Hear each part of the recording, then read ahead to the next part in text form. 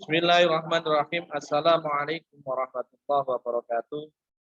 Selamat sore saudara-saudara. Semoga kita dalam lindungan Allah Subhanahu wa taala.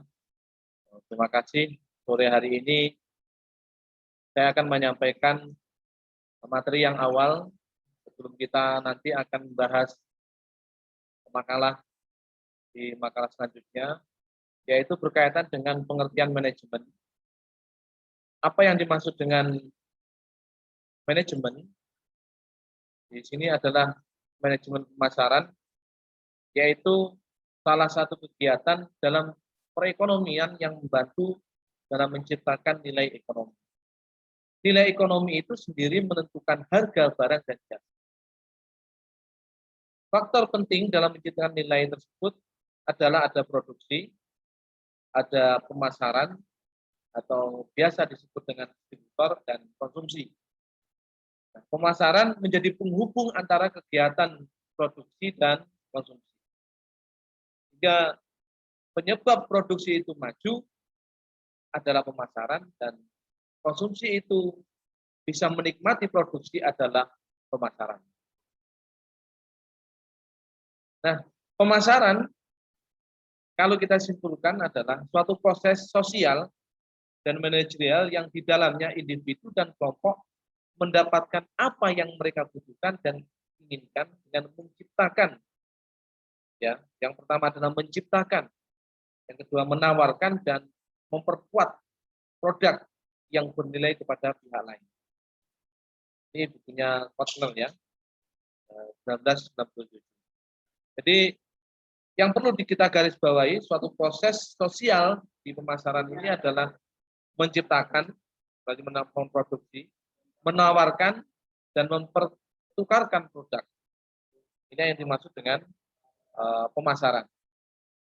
Nah, definisi pemasaran ini bersandar pada konsep inti, yaitu meliputi kebutuhan, ya, keinginan, dan permintaan.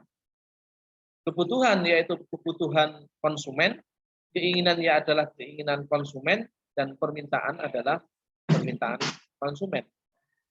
Nah, konsep inti di kebutuhan, keinginan, permintaan ini yaitu pada produk, barang, dan produk jasa. Jadi dua produk ini tiga-tiganya bersandar pada konsep kebutuhan, keinginan, dan permintaan. Di manajemen pemasaran, ya, kita mencoba membahas manajemen pemasaran, yaitu proses perencanaan, proses pelaksanaan pemikiran, penetapan harga, promosi, serta penyaluran gagasan barang dan jasa. Jadi ada proses di perencanaan, ada proses di pelaksanaan, dan ada di promosi atau penyaluran gagasan. Untuk apa? Untuk menciptakan pertukaran yang memuaskan tujuan-tujuan baik di individu, di tujuan individu dan organisasi. Selanjutnya, kita akan membahas 3 faktor yang penting yang digunakan sebagai dasar konsep pemasaran. Yang pertama adalah orientasi konsumen. Apa orientasi konsumen ini? Ya, pada intinya, jika suatu perusahaan ingin menerapkan orientasi ini, maka perusahaan itu akan pertama menentukan kebutuhan pokok dari pembeli yang akan dilayani dan dipenuhi. Pertama, menentukan kebutuhan pokok. Yang kedua, memilih kelompok pembeli tertentu sebagai sasaran dalam penjualan. Jadi, produsen itu harus memilih, dalam pemasaran harus memilih kelompok mana saja atau pembeli mana saja sebagai sasaran atau sebagai produk penjualannya. Yang ketiga, menentukan produk dan program pemasaran. Nah, ketika kita sudah menentukan kebutuhan pokok, memilih kelompok, baru menentukan produk mana yang harus kita pasarkan.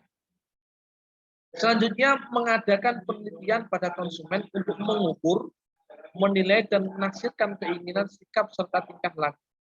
Ini sangat penting pada program pemasaran atau di manajemen pemasaran.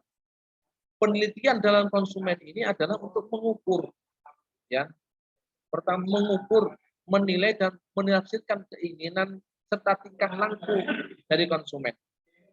Misalkan apa? Ketika 1 tahun itu kita harus meneliti kepada lapangan, kira-kira produk ini masih dibutuhkan atau tidak.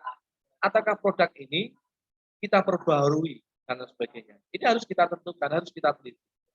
Yang kelima, menentukan dan melaksanakan strategi yang paling baik.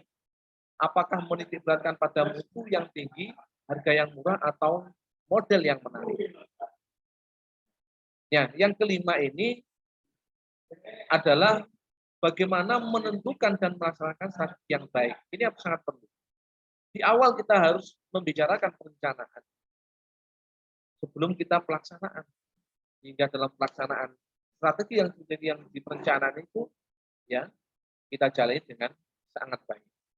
Baik, untuk selanjutnya, yang nomor 2 adalah koordinasi dan integrasi dalam perusahaan. Ini penting untuk memberikan kepuasan secara optimal kepada konsumen. Ya, semua elemen yang ada harus diintegrasikan. Hindari adanya pertentangan antara perusahaan dengan pasarnya. Salah satu cara menyelesaikan untuk mengatasi masalah koordinasi adalah menggunakan satu orang mempunyai tanggung jawab terhadap seluruh kegiatan pemasaran yang disebut sebagai adalah manajer pemasaran. Jadi sebuah perusahaan itu harus mengangkat satu orang, yaitu sebagai manajer pemasaran. Yang ketiga, yaitu mendapatkan laba melalui pemuasan konsumen. Ini laba itu adalah salah satu tujuan perusahaan. Ya. Salah satu tujuan produsen itu adalah laba. Bagaimana laba ini bisa dimanajemen? Dan melalui adalah pemuasan konsumen. Jadi produk yang sekarang yang dilakukan oleh produk-produk di pasaran itu adalah berstandar pada pemuasan konsumen. Ya. Nah, tujuan dari perusahaan adalah mendapatkan profit atau laba. Dengan laba tersebut, perusahaan bisa tumbuh dan berkembang dengan kemampuan yang sangat besar. Terakhir, saudara-saudara, mahasiswa ekonomi syariah, Said Diponegoro yang saya cintai, pengertian segmen pasar ini sangat penting karena apa? Segmen pasar ini adalah bagaimana kegiatan membagikan pasar bersifat heterogen dari suatu produk ke dalam satuan-satuan pasar atau segmen yang homogen. Nah, transformasi dari kondisi sosial di pasar itu bisa kita gambarkan seperti ini, atau tidak berdaya masyarakat miskin dan sebagainya, itu kita bisa menggambarkan bagaimana masyarakat berdaya, bagaimana masyarakat mandiri, bagaimana masyarakat madani, ini harus kita bisa gambarkan. Nah, seseorang yang diutus sebagai manajer pemasaran, maka di situ dia berfungsi untuk menggambarkan masalah masyarakat seperti ini, sehingga apa? Pemasaran bisa lancar dan bisa terlaksana dengan baik.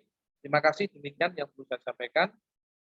Kurang lebihnya maaf, saya akhiri. Assalamualaikum warahmatullahi wabarakatuh.